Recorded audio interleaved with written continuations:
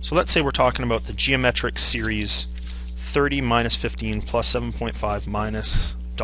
So it's a finite series probably if I ask for the sum of the first 12 terms.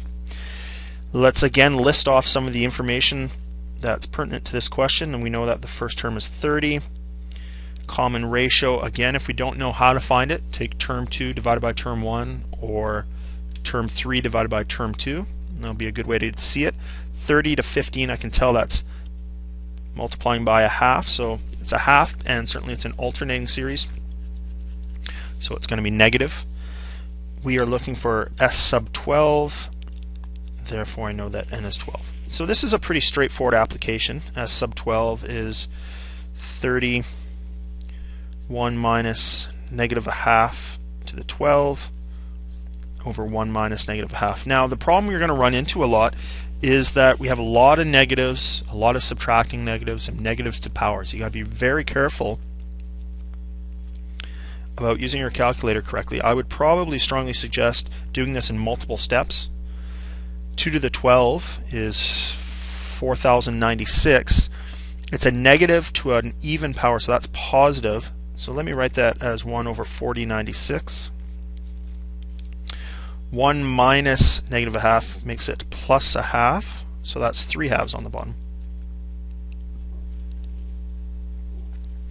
Why don't you go ahead, try and roll that through your calculator, see what you get. I'll try and do so myself. Maybe we could do it in one step. So I have 30 1 minus, in brackets, 1 divided by 4096, close brackets, divided by 3 divided by 2. And we get 19.995. Usually in sequences and series we're going to see answers that are decimals. It's probably a good idea to carry at least 3 decimals as an answer if it's not specified. And that seems like a reasonable answer.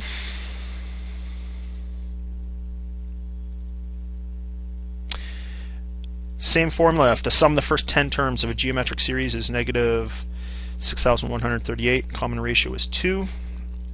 So we're given that the sum is such, the common ratio is 2. We know n is 10, and we are looking for term 1. So let's just slot this into the first equation again.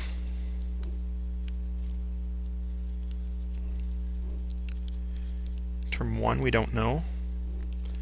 2 to the 10 over 1 minus 2.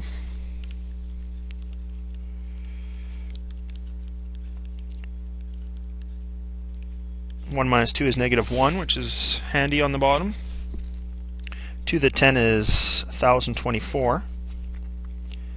So if we cancel off the negative sign, multiplying up gives us a positive 6138. Term 1, and that's negative 1023. Dividing 6,138 by negative 1023, and I think we end up with a negative 6. So pretty straightforward applications of the formulas. Not so tough, I don't think, in terms of just slotting the formula in. Maybe some problems with the calculator work. This third example, where term 1 is 5, r is negative 3. We don't know n, but we do know that t sub n is 295,245, so 295,245. You got to be a little bit careful about when you read these questions. It's asking for the sum of the finite geometric series. The way the question's written is that 295,245 is the last term. It's not the sum, it's the last term. We could solve this, and it's not wrong, by finding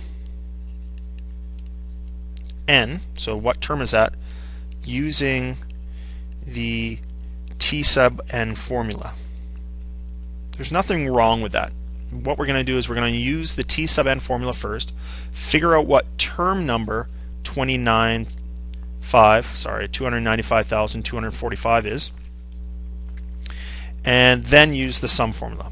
Or we could use that second formula we developed. S sub n, term 1 minus the common ratio times the last term over 1 minus the common ratio. Let's see how this works out.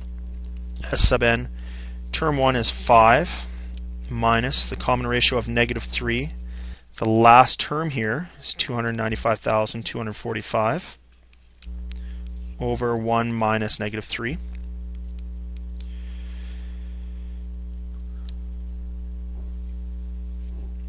Three times 295,000, etc., is 885,735 over 4. And rolling that through your calculator, you should end up with 221,435 as sum of the, in this case it would have been sum of the terms. We don't actually figure out how many terms there were. This concludes the examples for geometric series.